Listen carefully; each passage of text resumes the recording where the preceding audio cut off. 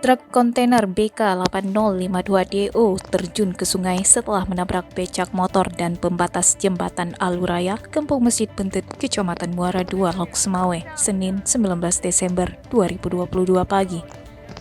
Kapolres Lok Semawe AKBP Hengki Ismanto melalui Kasat Lantas AKP Adi Taufik menerangkan truk kontainer dikemudikan Suryanto Manulung bersama seorang kernet Muhammad Bahri, warga Sumatera Utara. Saat itu sedang melaju dari arah Medan menuju Banda Aceh. Kata kasat, dari arah yang sama tepat di depan truk pelaju pula becak motor BL7836 NAF yang dikemudikan Sudirman Aziz, warga Ujung Blang, Kecamatan Banda Sakti, Semawe. Awalnya, kata Kasat Lantas, kedua mobil beriringan di jalan yang sama jalur kiri jalan. Posisinya, truk tepat berada di belakang becak barang.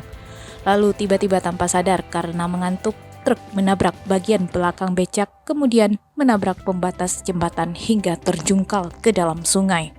Beruntung, tidak ada korban jiwa dalam kejadian tersebut. Kedua pengemudi, baik becak maupun truk, hanya mengalami luka ringan di bagian wajah dan tangan.